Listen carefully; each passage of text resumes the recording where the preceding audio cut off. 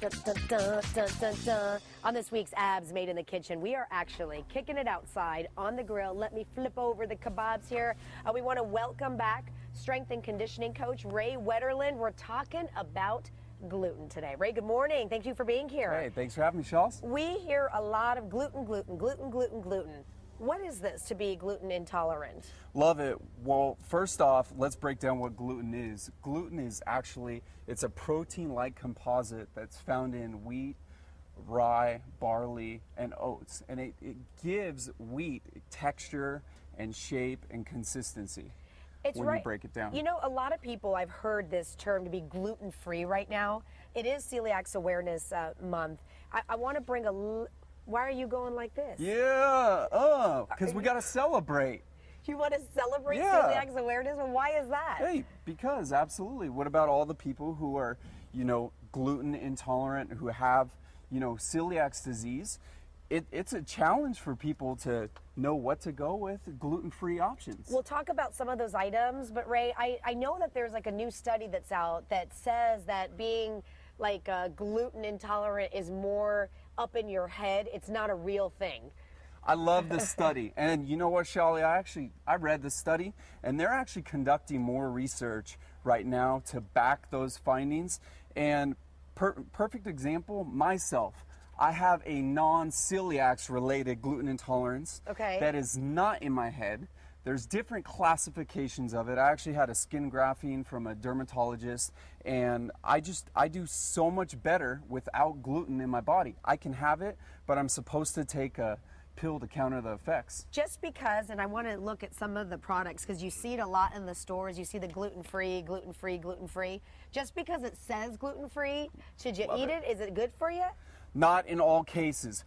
Food manufacturers will be tricky because something that is gluten-free, oftentimes there's going to be a higher sugar content, which is going to cause insulin resistance, and in turn, that can spill and cause excessive weight gain. Does gluten make you fat, or is it like a reaction in your body that does it have anything to do with fat? Well, it can be correlated. It can make you fat, alone, because the thing is, it's coming primarily from wheat products, so you're going to be consuming more carbohydrates. But usually if something's gluten-free, the sugar content, like I said, it's going to be higher. And that's what's going to cause the weight gain, body inflammation, but also gluten. It's been shown that can inhibit one's thyroid, and we know that that's what controls the metabolism. Okay, I know that it's Memorial Day weekend. A lot of people will be firing up their grills this week, spending time with family.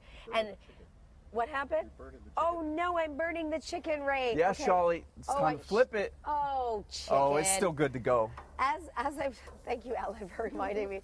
As I'm trying to barbecue out here, I think the tricky thing with the gluten, because I hang out with friends that have all these sensitivities, or I don't eat eating with family, but you say, not so much. There are a lot of really good ideas. There's so many different options, and for instance, but someone who has celiac disease, which is a disease of the small intestine, and it causes malabsorption and deficiencies of nutrients, they would want to, if they're grilling things, they would want to use tinfoil, like I prepared these vegetables, because there could be a leach of gluten, actually remnants of it from the grill itself. Interesting. Okay, so put it on foil, and then what are some of other ideas? I got swordfish here, some vegetables, and then we did like a chipotle style chicken. And one thing to be aware of is teriyaki sauce has soy in it, and soy actually contains gluten. So I am using a San Jay's teriyaki. It's a low-grade teriyaki sauce, low sodium. Hey, it's gluten-free, it's low sodium. We're not going to get leaky gut and bloat all over the place. And then I like using Annie's gluten-free barbecue sauce. So we threw a little bit of that on there too. I like Annie's. Give it a little spice and a little flavor. Is there gluten in everything? There's abundance of it in the diet, but hey, there really is so many options. Like I said, this is just a quick little Scooby snack. Yeah, but when we talk about carbs, quinoa, those are your power grains, full of protein. Love sweet potatoes. Love yams, beans, lentils, brown rice, white rice. Sky's the limit. All right, Ray. Well, this is good information. If you want to get more information about like a gluten-free diet, what to eat, what not to eat, fox5sandiego.com. Click the Scene On tab. You're picking up your spatula like we're about to fight. We're cooking. Oh, We're cooking. We're cooking, but we're supposed to do Cooking abs made in the kitchen. And I don't see abdominals. Raul and Erica. I don't see those abdominals. Yep, they're there. It's a little weird. Put a shirt on that guy.